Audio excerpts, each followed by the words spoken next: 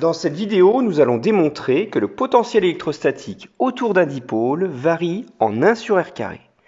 Alors la démonstration est effectuée par la superposition du potentiel électrique. On va essayer de rester le plus simple possible en évitant les développements limités compliqués ou les passages par Pythagore généralisés. Alors considérons un dipôle. Il est constitué de deux pôles, deux charges de valeur identique, mais de signes opposés. La charge négative est placée ici à votre gauche, en N, et la charge positive au point P. On note ici petit q, la quantité d'électricité sur chaque charge, mais de signes opposés. La charge négative est placée ici à votre gauche, en N, et la charge positive au point P. On note ici petit q, la quantité d'électricité sur chaque charge. Alors on note O, le milieu de NP. On notera petit d, la distance entre O et P. Alors le moment dipolaire, c'est quoi? On le note petit p, p minuscule. C'est un vecteur qui donne la direction du dipôle suivant la droite NP. Et son sens, par convention, est de la charge négative à la charge positive. Alors la norme de NP, c'est le produit des charges en présence avec la distance NP. Alors NP ici vaut 2D. On va calculer le potentiel électrostatique en un point quelconque de l'espace. On le note grand M. Alors la distance grand OM est notée petit r. On s'intéresse au point M qui est loin du dipôle. On va appeler epsilon le rapport entre D et petit r. Et si le point est loin, eh bien on va considérer que epsilon est petit, c'est-à-dire inférieur à 10%, inférieur à 0,1. C'est ce qu'on appelle l'approximation dipolaire. Alors la seconde coordonnée polaire pour définir le point M, c'est l'angle θ entre OM et l'axe horizontal. Il n'y a pas de restriction sur θ ici, il peut varier entre 0 et 360. Alors nous allons calculer séparément le potentiel électrostatique généré par la charge positive et la charge négative. Alors d'après la vidéo sur le potentiel électrostatique, on sait que le potentiel électrique suit l'inverse de la distance PM. On définit l'angle θP qui détermine la direction de Pn. Alors le potentiel créé par la charge positive va être forcément positif. On fait de même pour la seconde contribution, le potentiel Vn de la charge négative au point N.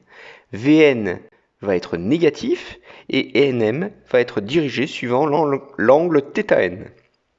Alors pour trouver le potentiel électrostatique V du dipôle, on va appliquer le principe de superposition, c'est-à-dire que ça va être la somme des potentiels Vn et Vp pris individuellement.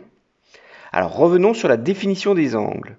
On définit les petits angles alpha et bêta ici sur la figure.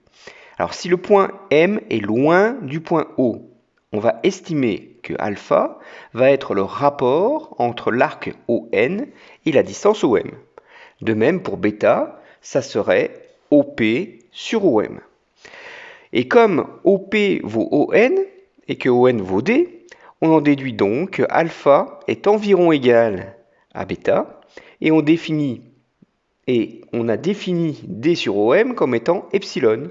Donc vous voyez ici que l'approximation dipolaire suppose que alpha soit égal à bêta, soit égal à epsilon. Alors il nous faut calculer maintenant les séparations PM et NM. On a introduit les points I et J pour faire apparaître les petits triangles rectangles nécessaires pour les fonctions trigonométriques. D'abord NM. Alors c'est la distance IM qui vaut OM ici, plus une toute petite distance IN. Alors IN se calcule dans le petit triangle ION à l'aide du cosinus θn. Alors cosinus θn, ça va être le côté adjacent NI sur l'hypoténuse NO. Donc NI va être égal à D cos θn. On calcule à part cos θn. θn, c'est l'angle, c'est θ plus le petit angle alpha qui vaut epsilon. On développe suivant la formule trigo. Alors vous devez vous rappeler que cos A plus B, c'est cos A cos B moins sinus A sinus B. Et on simplifie. Epsilon étant petit, le cosinus epsilon va tendre vers 1 et le sinus de epsilon varie comme epsilon au premier ordre. On remplace dans l'expression de Nm. Alors le terme d epsilon vaut R epsilon au carré. Epsilon au carré est un terme du second ordre, très petit, donc on néglige. Il faut donc supprimer le terme en D epsilon. Et l'on revient à une expression relativement simple. On met en fonction un facteur R pour faire apparaître le rapport D sur R qui vaut epsilon. Et donc voilà la première distance nm calculée en fonction de petit r et de θ. Alors le calcul de PM va être plus simple. Cela équivaut à la distance JM, c'est-à-dire OM, moins une distance OJ. OJ se calcule dans le petit triangle JPO par le cosinus de θ, le cosinus adjacent OJ sur l'hypoténuse OP qui vaut D. Alors on factorise par petit r pour mettre en valeur D sur R qui vaut epsilon. Et on obtient une expression similaire à Nm en faisant intervenir epsilon. Vous voyez ici que Pm c'est R facteur de 1 moins epsilon cos θ. Tout est connu, donc on peut tout réinjecter ces deux distances dans le potentiel grand V. Alors on réduit tout au même dénominateur. Pour développer plus rapidement, on se rappelle l'identité remarquable qui est que a moins b facteur de a plus b c'est égal à a carré moins b carré. On simplifie et il reste au numérateur 2 epsilon cos θ. On peut encore simplifier le dénominateur puisque epsilon carré va être tout petit. Donc on néglige pour ne garder que les termes du premier ordre en epsilon. Et on obtient une expression de grand V qui varie en 1 sur R. Mais attention à penser que epsilon varie lui aussi en 1 sur R. Et vous voyez que V dépend bien de l'inverse de la distance au carré. Il apparaît en remplaçant epsilon avec D sur. On peut réarranger l'expression pour faire apparaître le moment dipolaire P qui vaut Q fois NP que nous avions défini au tout début de la vidéo. Et voilà, c'est QFD, l'expression classique du potentiel V pour un dipôle P. Alors on va essayer de représenter ceci. Pour un angle fixe θ, le potentiel V du dipôle va varier en 1 sur D carré. Quand on double la distance, le champ décroît d'un facteur 4. Je vous rappelle que pour une charge seule isolée, le potentiel décroît en 1 sur R, comme la courbe verte. Le potentiel d'un dipôle est donc plus confiné que pour une charge discrète. Et vous vous rappelez que le champ électrique d'un dipôle, lui, varie en 1 sur R cube. Alors intéressons-nous maintenant à la représentation angulaire du potentiel électrique. Nous allons chercher les équipotentiels d'un dipôle. Donc V et P sont fixes ici. On cherche les lieux du point M, donc comment varie petit r en fonction de θ. Pour illustrer notre propos, on va choisir des ordres de grandeur compatibles avec les molécules. Alors on reprend le cas de l'atome d'hydrogène. Vous vous rappelez que c'était un noyau chargé positivement et que l'électron, lui, chargé négativement, est séparé par un rayon, qu'on appelle le rayon de Bohr, que l'on note A0. A0 est tout petit, 53 picomètres. Je vous rappelle que 1 picomètre, c'est 10 puissance moins 12 mètres. Alors si on multiplie par la charge élémentaire, on trouve un dipôle de l'ordre de 10-30 coulomb-mètre. Alors ça ne nous parle pas. Il faut qu'on convertisse ceci en 2 bails pour avoir un ordre de grandeur. Cela revient à diviser par 3,34 10 puissance moins 30 coulomb-mètre. Et vous voyez que le dipôle que l'on va considérer ici vaut 2,5 bails. C'est une approximation correcte pour une molécule. Les molécules polaires que vous verrez en chimie auront des moments dipolaires compris entre 0 et 10 bails. Bien, alors tout est connu, la constante de Coulomb grand K, et on va chercher une ligne équipotentielle qui vaut V égale 0,5 volts. On a donc une équation paramétrique en R et θ. Alors j'ai exprimé ici R en nanomètres. Alors allons-y, on va faire varier θ et on calcule petit r.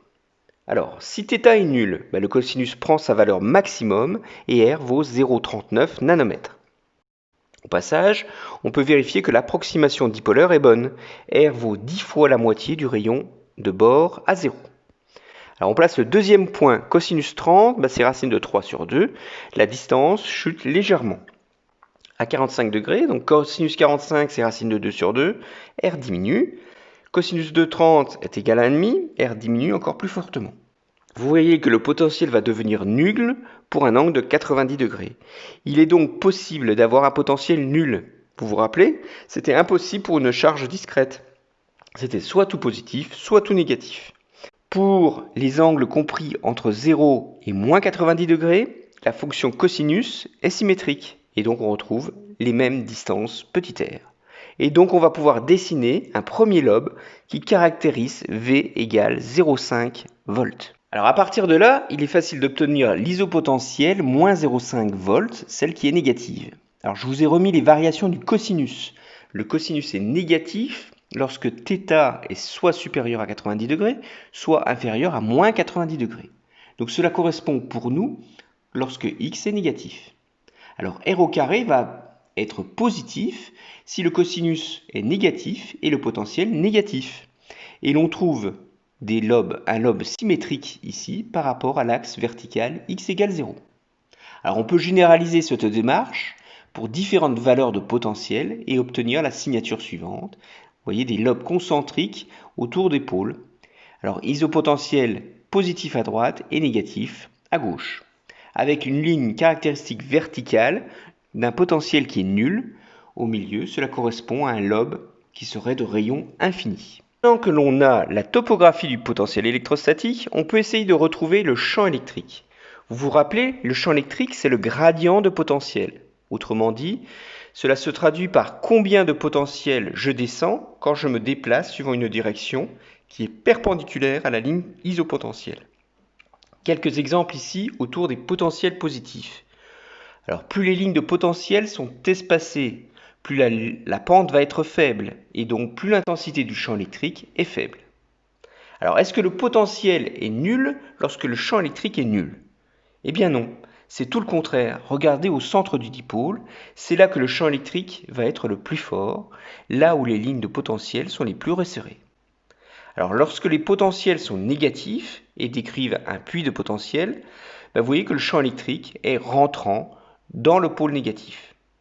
Alors on peut généraliser en représentant toutes les lignes de champ tangentes au champ électrique. Et l'on obtient ici la superposition sur la même carte des lignes équipotentielles et des lignes de champ électrique. Alors c'est facile pour les distinguer.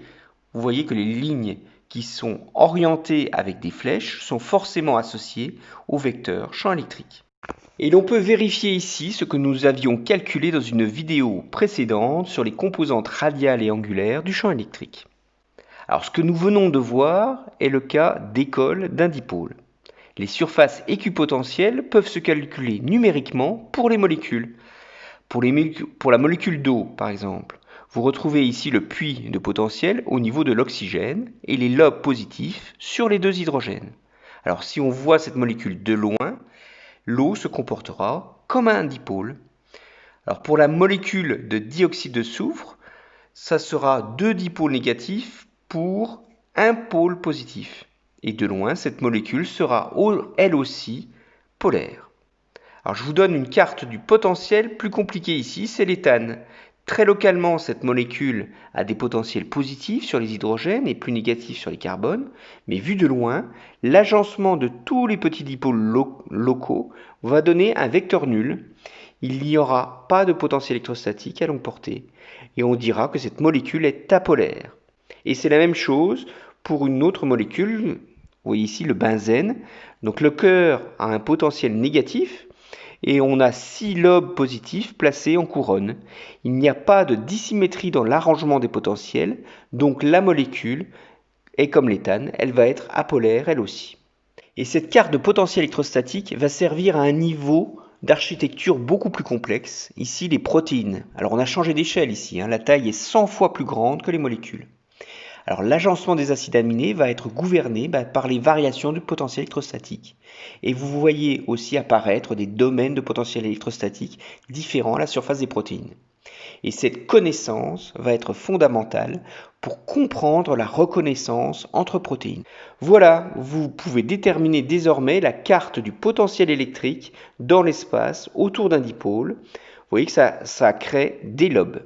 Et nous avons bien démontré que le potentiel variait en 1 sur r². La carte du potentiel permet de retrouver aisément les lignes de champ électriques.